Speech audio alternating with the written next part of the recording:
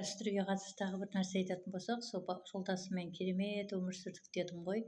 Өте керемет адам еді, аңқылдақ, сондай алдынан 5 жасар бала өтіп кетіп бара жатқанда жол беретін еді да. Сосын жолдасыммен одан кейінгі екінші інісі бар, екеуінің арасы 2 жас. Қонақтан келе жатамыз үшеуміз, сол кезде інісі шамалы қарапайым, өте қатқылдау, сондайда оған бәрі ассалаумағалейкум Руслан дейді да. Менің жолдасым аты Нұрлан ғой. Жолдасыма қалайсың Нурик дейтін еді. Сосын жолдасым ренжиді, маған неге сөйтіп айтады деп.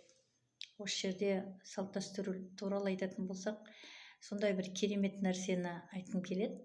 Үнемі бізге ата тектеріміз, тумалары жолдасым жағының да, менің жағымда қатты жақсы көретін еді. Жолдасымда сонда бата беретін еді да бізге. Үнемі бата беретін еді. Осы екеуі идеальная пара, бақытты болсын, ғұмырлы болсын деп айтқандары келді, бірақ қысқа нұсқада. Енді бұл Алла тағаланың жаңағы құзырына кіретін нәрселер ғой, бізді осы өмірге қалдыру немесе бұл өмірден алып кету.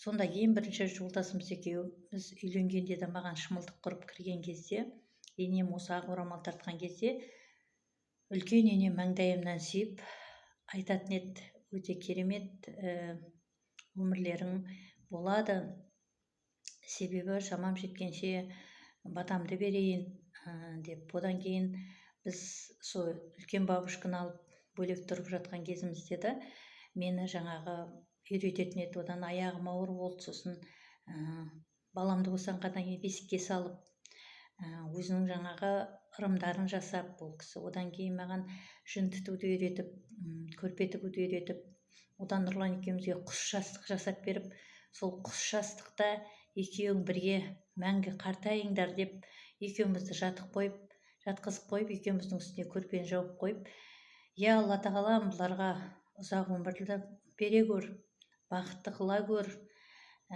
менің балам, немерем енді шөбере сүйіп жатырмын, маған шөбере сүйгізіп жатқан келіншектің алдынан жарылқай көр деп маған үнемі батасын бере беретін еді. Үлкен әжеден біз көп. Оны енді жолдасым мама деді, мен ол кісіні әже дедім. Ол кісі уже 90-ға келіп қалған кісі. Ал өте керемет жайлы кісі еді. Бармақтары майысып жатқан, өте жаңағы шебер кісі еді. Содан кейін жаңағы үнемі бізге шұлық тоқитын. Мен сол кісіден қалған. Мен де үнемі жаңа следит оқимын, жакет оқимын ғой. Сол кісі көп дүниелік нәрсені үйреткен еді дағы да. Аллаға сан шүкіршілік айтамын.